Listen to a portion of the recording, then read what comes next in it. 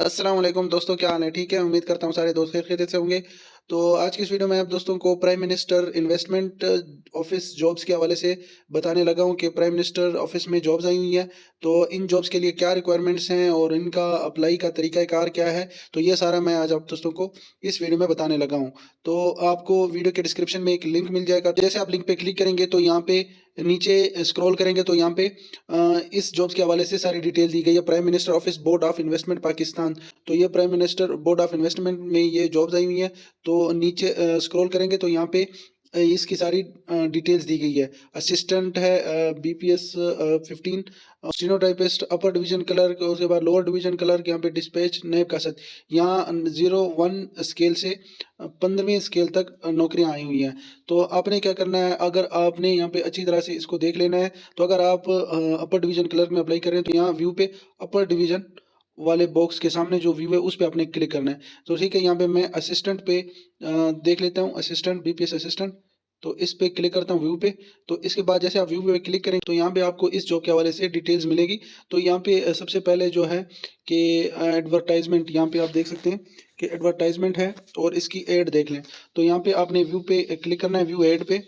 तो यहाँ पे आपने एडवर्टाइजमेंट भी अच्छी तरह से देख लेनी है कि इसकी एडवर्टाइजमेंट में क्या क्या दिया गया है। तो यहाँ पे सबसे पहले क्या लिखा हुआ है, prime minister office board of investment Pakistan, तो ये सारे डिटेल दी गई है। तो यहाँ पे पोस्ट है नंबर 1 पे है असिस्टेंट, तो इसकी पोस्ट है 2। तो क्वालिफिकेशन और एक्सपीरियंस लिखा हुआ है, ग्रेजुएट होना चाहिए 6 वीक का आईटी कोर्स, और इसके बाद कोटा सिस्टम भी इसका दिया हुआ है।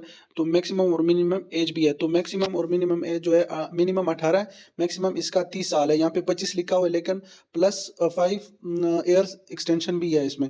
तो इसके अलावा ये सारी डिटेल आपने देख लेनी है। यहाँ पे stenotypist, upper division clerk, lower division clerk, driver, dispatch rider, और इसके बाद नैब कासिद, जिस पोस्ट पे भी आप अप्लाई कर रहे हैं तो उसके आपने अच्छी तरह से क्वालिफिकेशन और एक्सपीरियंस देख लेनी है कि क्या आप उन पे पूरा उतर रहे हैं।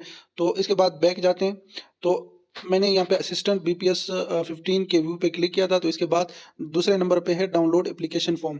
तो यहाँ पे आपने क्या करना है, इस रजिस्ट्रेशन फॉर्म पे आपने क्लिक करना है। तो जैसे इस रजिस्ट्रेशन फॉर्म पे क्लिक करेंगे तो यहाँ पे मेरे पास डाउनलोड अगेन लिखा हुआ है, मैंने इसको पहले डाउनलोड किया हुआ था, तो मैं इसको डाउनलोड अगेन कर लेता हूँ। ठीक है, तो यहाँ, तो इसके बाद मैं यहाँ से इसको डब्ल्यू ऑफिस से ओपन इसे कर लेता हूँ।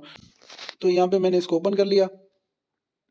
तो यहाँ पे इसकी सारी डिटेल मैं आप दोस्तों को बता दूं, ये आपने क्या करना है, इसको प्रिंट फॉर्म में निकलवा लेना है किसी भी फोटो स्टेट वाले से। तो यहाँ पे जो सबसे पहले है बैंक ऑनलाइन डिपॉजिट, तो यहाँ पे लिखा हुआ फलाह HBL ABL branch code deposit. तो ये आपको कहाँ से मिलेंगी, ये आपने नीचे स्क्रॉल करना है और यहाँ पे लिखा हुआ open testing server, open testing service, OTS copy, bank copy. तो यहाँ पे नीचे बैंक की डिटेल दी गई है।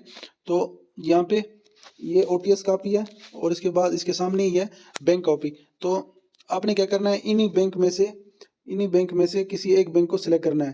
तो अगर आपने एचबीएल के थ्रू इनको पैसे सेंड करने हैं, क्योंकि इसके अप्लाई के 500 रुपये फीस है, तो ये टेस्ट होगा आपका, तो उस टेस्ट की ये फीस लेंगे। तो अगर आपने टेस्ट पास कर लिया फिर आपको आपका इंटरव्यू होगा, उसके बाद आपकी हायरिंग होगी। तो यहाँ पे अगर आपने एचबीएल पे उनको पैसे सेंड करने हैं तो आपने यहाँ पे एचबीएल पे टिक मार करना है। ठीक है, सिर्फ एक बैंक पे आपने पैसे भेजने हैं, यानी कि ये नहीं है कि आपने तीनों पे पैसे भेज दिए, लाइट पे भी भेज दिए और उसके बाद बैंक अल-फलाह में भी, और इसके बाद एचबीएल में। ये नहीं करना आपने सिर्फ एक बैंक को सिलेक्ट करना है। जैसा कि यहाँ पे उन्होंने खुद लिखा हुआ है, please deposit in only one bank and tick the relevant bank, यानी कि जिस बैंक में आप डिपॉजिट कर रहे हैं, जिसमें आप पैसे भेज रहे हैं, वही आपने यहाँ पे टिक मार करना है।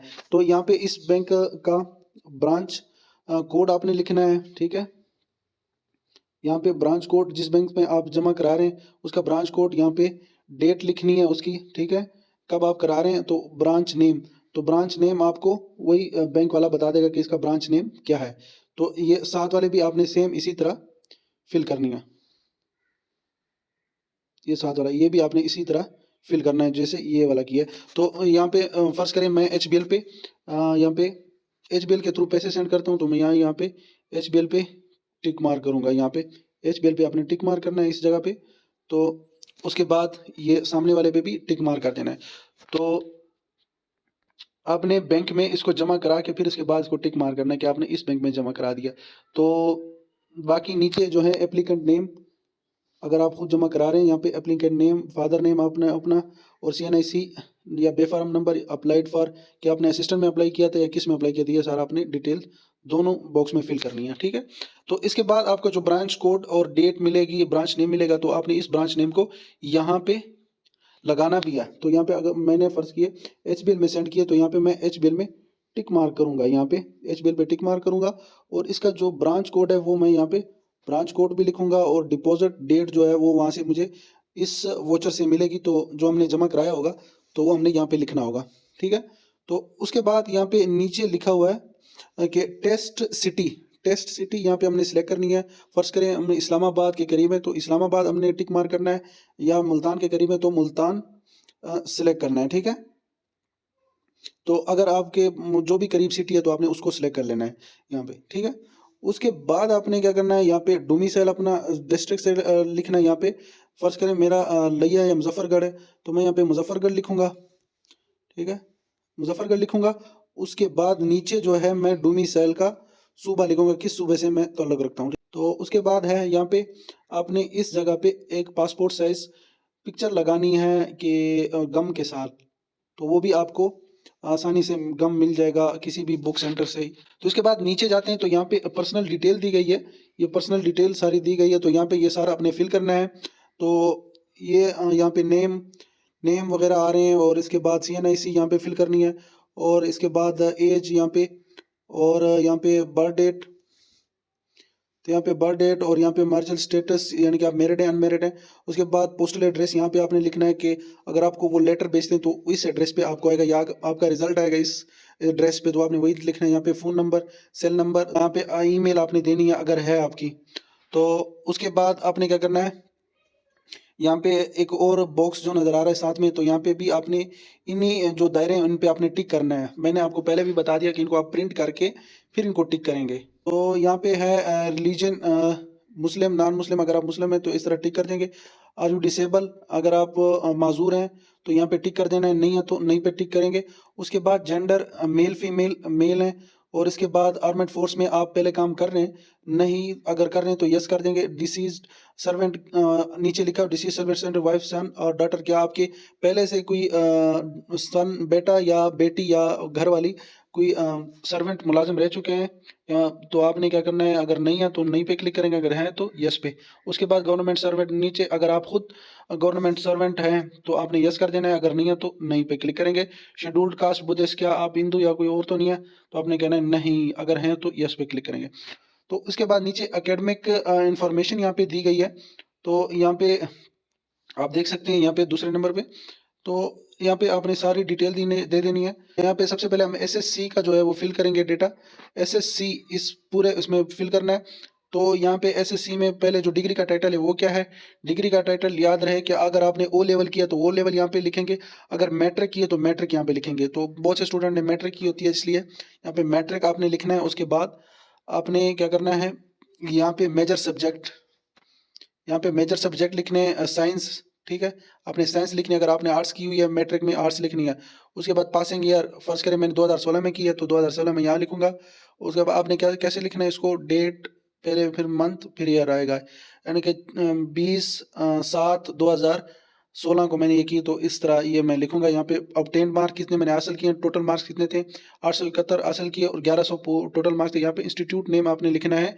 तो उसके बाद जो दूसरे नंबर पे HSSC DAE या A लेवल, तो यहाँ पे 12वीं या 13वीं तक जो आपने इस फॉर्म में, तो यहाँ पे इस जो सामने वाले बॉक्सेस में इसमें आपने लिखनी है। तो ये HSSC यहाँ पे इंटरमीडिएट लिखना है। इसके बाद आपने मेजर सब्जेक्ट लिखना है, प्री मेडिकल है या प्री इंजीनियरिंग। अगर आपने DAE किया हुआ है तो वो आपने DAE लिख देना है। ठीक है, इलेक्ट्रिकल की हुई है, मैकेनिकल, तो आपने यहाँ पे लिखना है। पासिंग ईयर यहाँ पे, ऑब्टेन मार्क्स, टोटल मार्क्स, तो इंस्टीट्यूट नेम ये आपने लिख देना है। तो इसके बाद यहाँ पे बैचलर की आपने एजुकेशन सारी लिखनी है, जैसा कि BSc वगैरह होगी उसकी सारी डिटेल आप यहाँ पे फिल करेंगे। तो उसके बाद बैचलर्स ऑनर्स यानी कि BS अगर आपने किया तो BS की डिटेल आप यहाँ पे सारी फिल करेंगे। तो इसके बाद नीचे जाते हैं एम्प्लॉयमेंट इन्फॉर्मेशन, ये तीसरे नंबर पे अगर एम्प्लॉयमेंट की इन्फॉर्मेशन है, अगर आप कहीं पे मुलाजिम रह सके तो वो अपने यहाँ पे दे देनी, नहीं तो इसको खाली रहने देना है। तो इसके बाद नीचे जाते हैं तो ये चौथे नंबर पे दिया गया है अंडरटेकिंग बाय एप्लीकेंट, तो यहाँ अपने कुछ अलफनामा ये फिल करना है। तो यहाँ पे आप अपना नाम लिखेंगे, कि मैं इनको कबूल करता हूँ, ये जो भी चीज़ें दी गई थी इसमें मैं इस पे पूरा उतरता हूँ। तो ये आपने इसको फिल करना है, यहाँ पे सिग्नेचर लिखने हैं, सिग्नेचर यहाँ पे आएँगे और उसके बाद आपने अपना जो लेफ्ट थंब है उसको यहाँ पे लगा देना है। बाद नीचे आते हैं कि डॉक्यूमेंट चेकलिस्ट, तो यहाँ पे उन्होंने जो भी डॉक्यूमेंट मांगी हैं वो आपने यहाँ पे अपने यानी कि ये आपने अटैच की हुई है। यहाँ पे अगर आपने फोटोग्राफ अटैच किया तो यस पे क्लिक करेंगे, ये सारा आपने टिक मार्क कर देना है। उसके बाद नीचे जाएंगे, ये आपने सारे इंस्ट्रक्शन पढ़ लेनी है। तो ये है कि आपने यहाँ से इसको कट करना होगा, ये आप यहाँ से कट करेंगे और आपने कोरियर वाले के पास जाना है। तो वो ये जो कट करके ये उसके ऊपर चस्पा कर देंगे, ठीक है, उसके पे ऊपर लगा देंगे इन्वेलप के ऊपर। तो और इस एड्रेस पे वो सेंड कर देंगे। तो इस तरह आपकी ये अप्लाई हो जाएगी। तो उम्मीद करता हूँ आप दोस्तों को ये वीडियो अच्छी लगी होगी। तो प्लीज़ लाइक और सब्सक्राइब करें मेरे चैनल को। टेस्ट जॉब की वीडियोस हासिल करने के लिए हमारे चैनल को ज़रूर लाइक और सब्सक्राइब करें। अल्लाह हाफिज़।